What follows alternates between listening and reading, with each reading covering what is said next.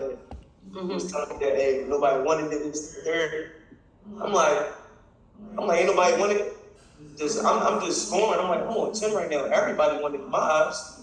And I was literally just running up. I'm just getting stuff on his face. I'm like, yo, go to that door, knock. He like, no. I said, all right, well, I'm about to close it. So I go over there and I close it. He like, bro, people want this. You just gotta be constant with it. Juice. One clap. But all right, so Mike, you said knock more doors. That was really good, Beta. I guess I'm more so interested to hear what are you saying? Go ahead, Eddie. I see you. We showed the ABC board. We showed the ABC board. I showed every office. So every office can sales in other locations as well. So even if they be like, yo, you don't want to do it, I'm like, they went to Pittsburgh though. When they went to the Delta, they about DC though, so I'm not going to do it. Juice, I like that. Okay, showing them the board, showing them that there's money being made everywhere. I like that. So I have listed our hot here. The icebreaker question is, what do you do and say to motivate, what do you do and say to new hires who are convinced that they don't want our services? What do you do or what do you say when you have a new hire, like first day on the iPad, and they are convinced that nobody wants Empower, nobody wants our services?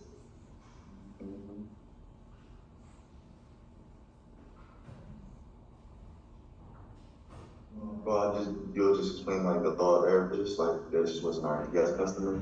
They just plenty more yes customers fired and want you just not. I don't think anybody can do. I just like sum up the LOA, basically just saying like, all right, that's just not what our customer just wanted to know, we just get them out of the way. Sooner or later we're gonna find our yes customer. That's what the one of the ones. It could be like that. Juice, hot.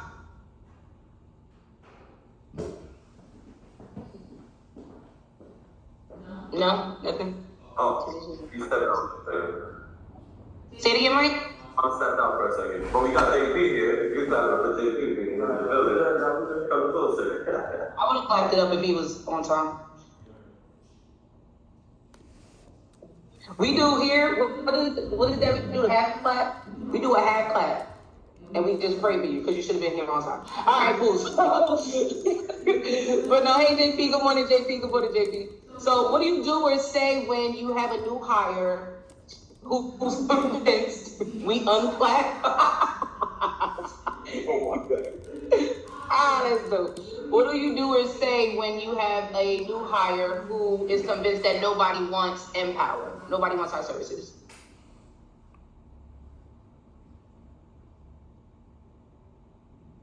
I can't hear you, JP. He's scared of the camera. I don't like him. I know. He looks the same. You can repeat the question one more time, please. Okay, cool. What do you do or say when you have a new hire who is convinced that no one wants our services? We're about to wrap this up. What about someone?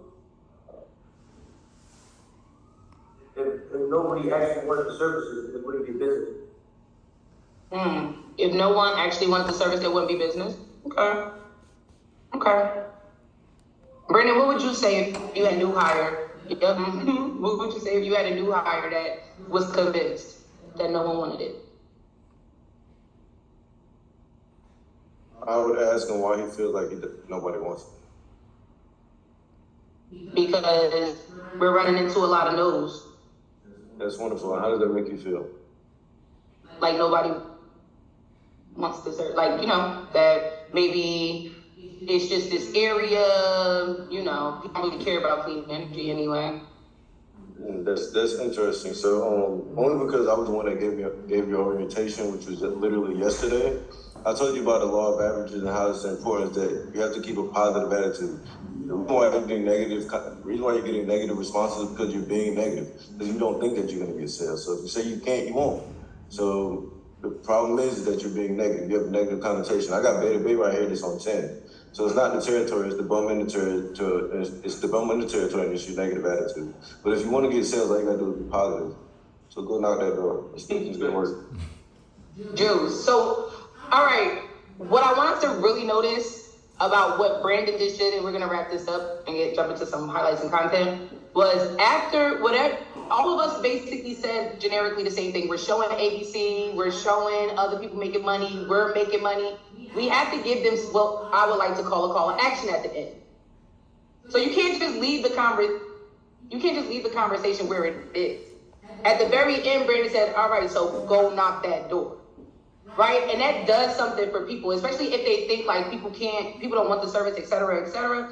If you're, like I said, showing them the board, you're showing them making money, you're talking about LOA, the last thing you should be doing is like telling them to go do it or inspiring them to go do it. So that was the icebreaker. That was just something that I wanted us to think about because I know we have a lot of new people coming into the business. And interestingly enough, one of the managers on this call had that same mentality, and look where they are today. They thought that people weren't going to answer the door, right? They thought a lot of things, but they're here on a call now. So let's keep that in mind because a lot of JTLs, what happens is they get a new start, and a new start, kind of has a negative attitude, and we already nixed them out or think that they can't be good in the business. Choose by that? Yes. All right, cool. So really quick, I just want to jump into some highlights really quick. Well, first of all, did everybody clock in? Everybody clocked in? Head nod. All right, cool. Also, right now, I don't know if you guys paid attention to what's going on, but in our region specifically, I like to call it a promoting class. Like, you know how like some people go from kindergarten to first grade or from, senior to college, whatever the case may be. We have like a whole class happening right now, region-wide. Right, so I just want to give these people some recognition. Coming out of Newark in their second week of production, we got Crystal and we have Genesis, right? So, congratulations to them. Coming out of DC, we got Mrs. Kiana. Coming out of Philly, City of Brotherly Love, we got Mackenzie. And coming out of Pittsburgh, we have Erin in her second week of production as well.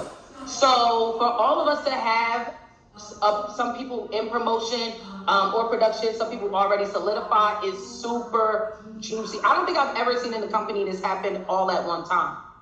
Like, there's literally offices. Yeah, man, there's literally offices closing down next to us.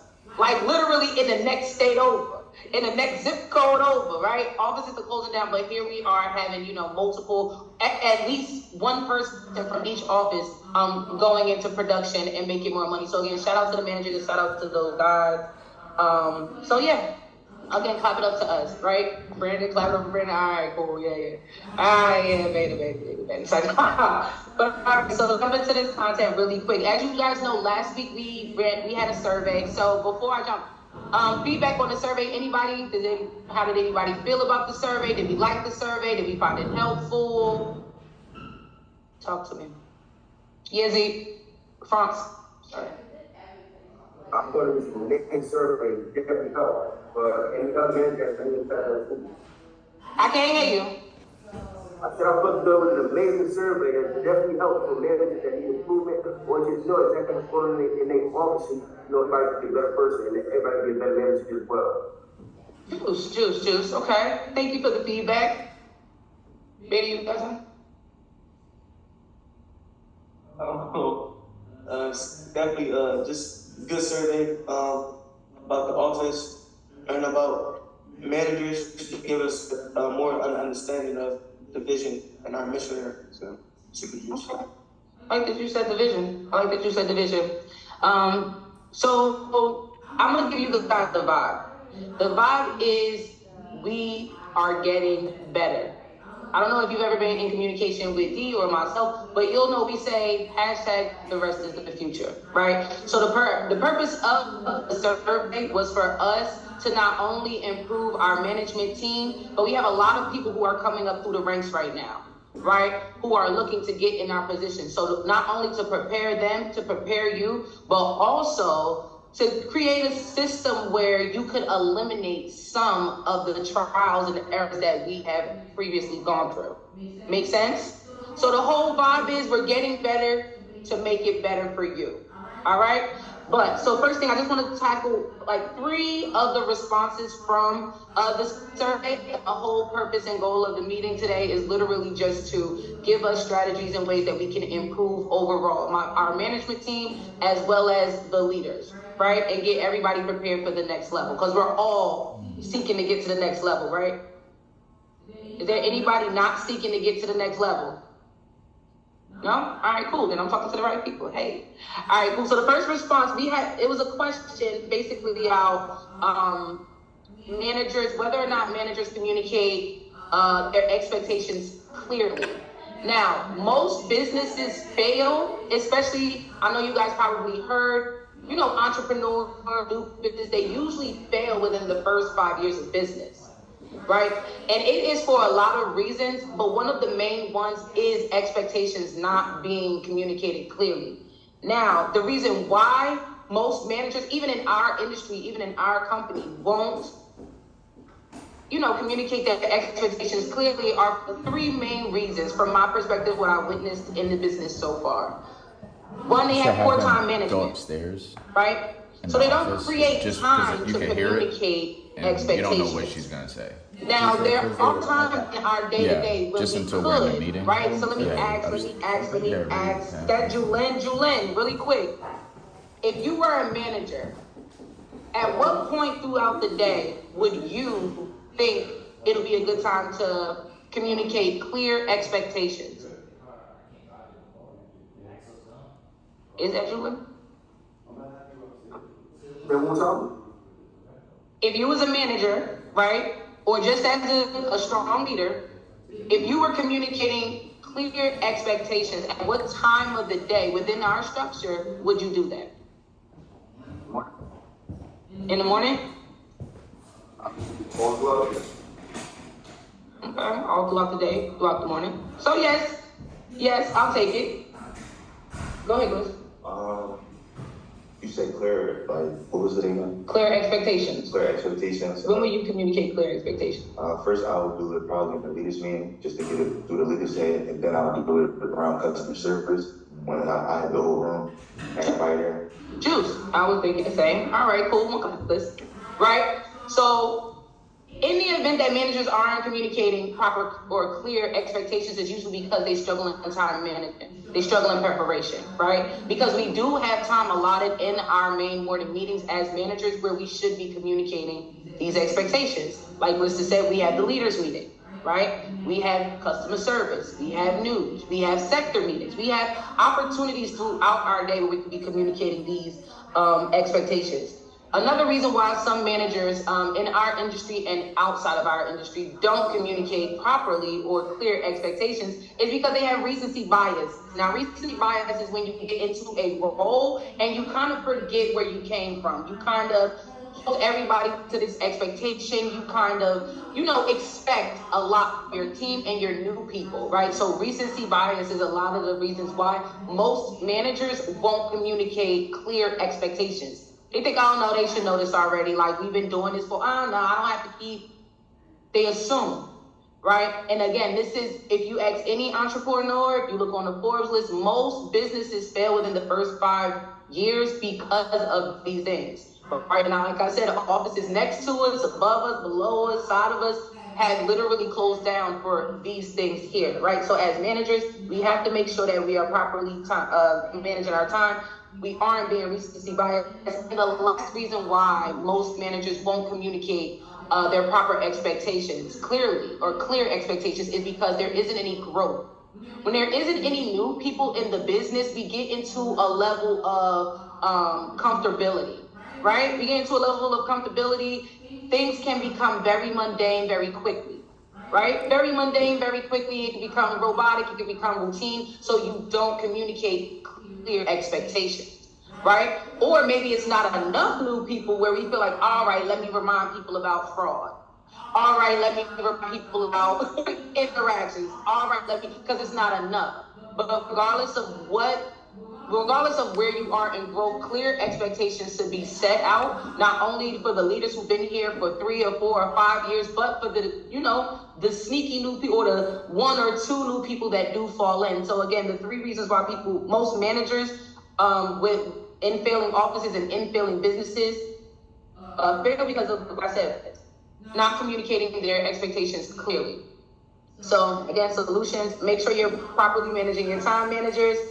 Recency bias, make sure you are not being biased based on your role. And last but not least, always keep some growth in your business. Now, JTLs, or my leaders that's coming up, what you should do when your manager isn't giving clear expectations and you notice like, yo, I don't really know they didn't really tell me what I should do today, right? I don't really know. Here's 3 tips, right? 3 tips, because when there's, the good thing about it though, because it can be a good problem, when there's a lot of growth happening in the management, like a lot of people are coming up through the ranks, sometimes little things like this can get slid through the cracks. Is it good? No, this is why we're addressing it and talking about it now, right?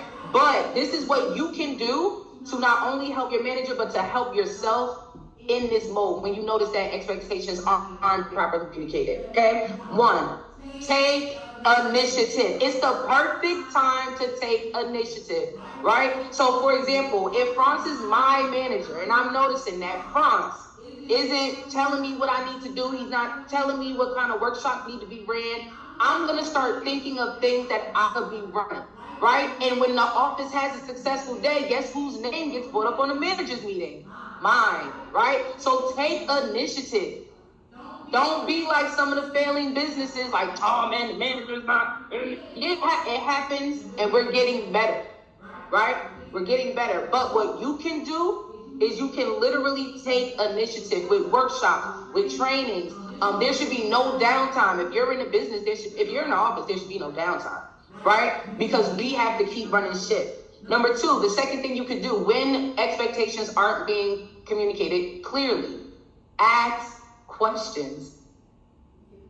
I remember I was in Newark. Literally, I never understood, and I know I just said Frank's name, but I'm gonna say it again. I literally never understood why he would do this, but every day he would come to me like he was the game player. And I would just look at him sometimes and wait to respond like, you know what's the game plan, but I wasn't properly and clearly communicating the expectations, regardless how long he was in business, right? So let's not get comfortable with people and faces that we've seen for a long time. We still have to, again, communicate our expectations clearly, but if they aren't, again, my leaders, ask questions, go in right in the, hey, so what we doing today? So it's the same thing as yesterday. Okay, cool, choose, right? The last thing that you could do, again, just stick to the structure. When all else fails, stick to the structure that you have in place, stick to it. Make sense? All right, cool. So that was the first one. Again, just going over not properly communicating our expectations, because as managers, hashtag be honest though, we didn't get the best feedback, so that's just an area that I want us all to improve and juice by that. Okay, cool. So the next one is, does your manager explain his decision making or explain the reasons for their decisions? Again, similar to the last one, most businesses fail because they don't value their employees. When you don't, so again, a couple of reasons why people don't explain, or a couple of managers won't explain, the reason why they made a decision is, one, they usually are undervaluing their people, right? We don't want to be in a business where people feel, like they aren't deserving of an explanation. We should be painting the picture for people as managers, painting the picture for people, right? So let's not assume that people are aware. Let's literally paint the picture and let's value people. Because sometimes what happens in management is people will believe that, oh, I'm the manager, you're the rep. I don't have to explain to you, right? But if things are changing in our business, then we always should be just communicating those things and explaining why. So that way, when new leaders are coming up in the business, they can duplicate the habit. So for example, if you decide we're going to this zip code, we're going to stick this zip code out, right? And let's say you change zip codes and you don't tell little Eric why you change zip codes. We kind of create a space where little Eric's growth can be stunted. Because imagine if he knew the reason why, right? Now he's running his own sector or he's going into his production or whatever the case may be for him. He's going to remember the time where, okay, this wasn't working. I remember Faith told me she changed because of this. I remember Faith told me this tip or that tip. right? So it's kind of like that type of situation. You always want to not only value your people, but you don't want to stunt growth by hiding the juice. So let's explain why we're doing what we're doing with our agents, right? And as JTLs, what you could be doing when this is happening, where things aren't being explained, sometimes, most of the cases, JTL knows what's going on. I feel like if you've been here for a certain amount of time, you know what's going on, right? Sometimes we make it a little bit overcomplicated when we act like we don't know what's going on, but usually certain things happen for certain reasons. When I was a JTL and there was a lot of things happening, and my manager at the time, which was Shayna, when she wasn't explaining stuff, I was just covering, right? Can everybody do like this, just real quick, just because y'all look stiff? Covering, just cover your manager. If you don't know what's going on, just cover your manager. Because at the end of the day, soon enough, you will be in a similar position, if not hopefully taking their position. Luckily, we're in a business where I want you to take my chair. So let's cover your manager, because that's gonna be you, so on and so forth. And you have to learn how to crowd, like as JTLs, what makes a really successful JTL is knowing how to crowd control. If you know how to crowd control, and like we use this analogy as far as the pilot and the plane, right? So I don't know if you guys ever watched a movie where like there was some traumatic experience on a plane, like snakes on a plane or something like that. And the plane was going down or something like that. The pilot and the stewardess keep people calm as they can for as long as they can.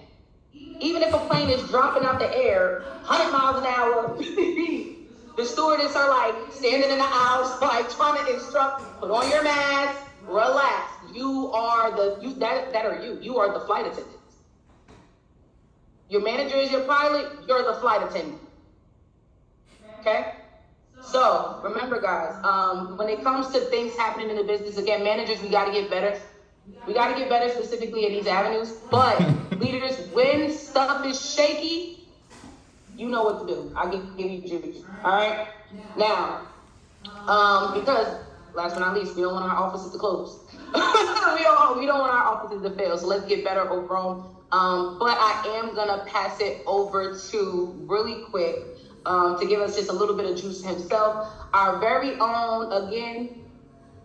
This never happened. I've never seen this before. And I've been saying as of lately in all of my door knocking days, shout outs to Fate, do the impossible. I've never seen this before. This guy is about to go diamond as a manager. Like, I didn't even know that was possible. So giving us some juice really quick and closing this out, I'm passing it over to Mr. Brandon DC Watkins. Thank you. Can everybody can Steve to clap it up for everybody? All right. Good morning. So the one that I'll be covering is, do you feel overworked? Now I'm going to be perfectly honest. Me and Lakeith, we have two different types of managerial styles, and I will be enforcing my managerial style when it comes to being overworked. So the first question I want you to ask yourself, if you do feel overworked, the first question I want you to ask is, do you feel like you outwork your manager? Because if I'm in a space where I feel like I'm overworked, that means that I should feel like I'm outworking my manager, because everybody in here is trying to get to the next level. And if you feel like you're overworked, whoever is feeling like they're overworked, their manager should be like very afraid, because they're coming for your job, obviously. I'm just getting that out there. But if you don't feel like you're outworking your manager, I don't see how you feel overworked. See, the problem is that when you're an FR and a newcoming JTL, what you do is you ask Empower, hey, what can Empower do for me? But when you become in leadership and management, you understand the best way to keep on excelling is to ask what I can do for management. What can I do for Empower? See, it's your mindset that has to change if you feel overworked. The problem is that you're thinking really, really small. How can you be overworked? How can you be overworked when the value is you? This is not an hourly rate. How do you feel overworked? You feel overworked for what? $5 an hour, $10 an hour, $15 an hour. You're putting the value on yourself. So if you feel like you're overworked or you don't feel like you're making the money for the work that you're doing, go get some more money. Go get some more skills so the value goes up. It's not about the work that you do in the hour, it's the value that you bring to that hour. So how can you feel overworked? You're not outworking me. I mean, I don't feel overworked. I got up at 4 o'clock this morning. I didn't leave the office till 9:30 last night. I'm wondering what difference it is. How can you feel overworked? The nerves. That's a slap in the face to me. Because I'm making this shit look easy. I'm making it look sexy while I'm doing it. But if people are not in the position that you're making them feel and you feel overworked, this may not be the best fit. Because you gotta make it look sexy, guys. You can't feel overworked, right?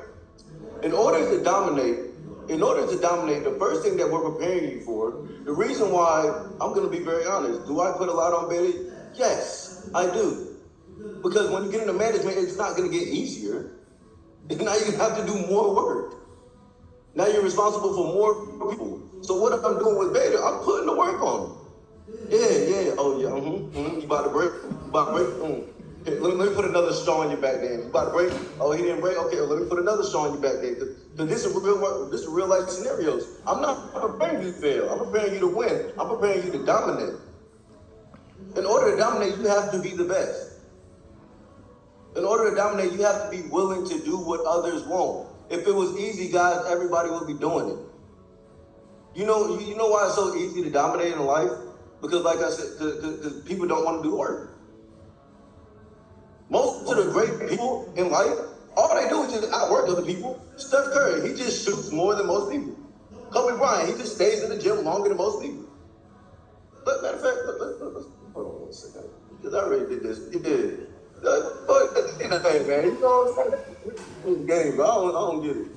Let me go ahead and break this down real quick. Okay, so let's go. Boom. All right, can everybody can see my screen, right? Hold on. Let's go. No? Boom, right here. All right. You see this? Everybody unmute your mics. We're gonna make this real easy. All right, so who here is below average? Nobody, okay. Okay, who here is average? Nobody's average. Okay, so who here is above average? Look, So if everybody here is above average, don't we need to do stuff that average people ain't doing? If everybody is right here, don't we need to make sure that we're doing more than the people right here in order for us to be above average? Yes, no, maybe so. Yeah, juice. So let's be the people that are being above average. You should want more problems. The people that get paid more money in the world are the people that are solving more problems. Y'all have to understand that first comes the skill. What we do is management, right? And the reason I'm doing this is because this is going to take you far. If you have the mindset right now that I can't be outworked, there's no such thing as overworked, imagine how you're going to dominate in this business. Because I can promise you there's somebody else that's bitching about the work there's somebody else that's complaining about the work that you're doing. If you make it look easy, who's going to go? They're going to go to you first. So understand first, you got to develop the skill. When we're putting things on, when we're saying, hey, try this, we're developing your skill. After you get the skill, write this down, guys. I want everybody to write this down. First, you get the skill. Then after you get the skill, they're going to give you the responsibility. And that's not being overworked. That's increasing your value in the marketplace. And then after you get the responsibility, you get the role, guys. And I just want you to know that's literally how it works here at Empower. I was on the IDP. He was probably on the IDP. Bate was on the IDP. Demetrius was on the IDP. They first had to develop a skill. They first had to develop the skill, guys. I'm not going to put you, if you're running $100,000 company, right, and you're making money off the company, you're going to put somebody in the position before they know it, before they have the skill, before they're able to handle the responsibility? No. We put y'all in position, but you cannot have the mindset that you're being overworked because then it's not looking too good. Juice? Juice. okay. Juice, anybody got questions, comments, or feedback, or anything like that about what I'm saying? Anybody want to ask me for clarity or anything like that? I just want to calibrate, make sure everybody can understand the mode of what we're doing this for. Anybody want to argue the fact, maybe? I'm interested in that as well. Once again, I'm only here to make people better. And it is nuts. No? Juice. Well, my name is Brandon. My leader is Demetrius, and kids, all back to you. All right, so clap it for me. Clap up for me. That was hard. You brought back paint? That was interesting. Never seen that. I haven't seen paint in a while. That's that Microsoft Word, but that's that 2000 knowledge, but y'all know about it. All right, cool, guys. So that's pretty much it. Remember, here at 2.0, feedback is super, super crucial. The goal is to keep us sharp, okay? Keep us sharp and make us better. As you guys know, the rest is the future. And there's a quote that Brandon normally says. I'm surprised he didn't say it, so I'm gonna say it. Yeah, I got you. I'm saying it. Everybody wants to be a bodybuilder, but nobody wants to lift no heavy ass weights, right? So if you want to get to the next level, right, let's do what we have to do. Let's do more than others in all aspects, including giving feedback and asking questions, so that way we can get somebody that we want, get to the position that we want. Choose by that. Okay, cool. So with that being said, if your mic's not unmuted, please unmute your mic, because we're about to close this thing now. Let's have a rock star ass day. It's Thursday. I don't know what's going on in your office, but we over in Pitt. All right. Activity day. I can't wait. Taboo just came in the mail, June. Taboo just came in the mail, June. I'm telling you, it's up and it's stuck. All right, guys, so have a great, great day. On the count of 3, we're going to say dominate, because that's what we came to do. We taking over one city at a time. That's where the DJ Khaled. All right, dominate on 3. 1, 2, 3. Dominate. Peace. D, stay back. D.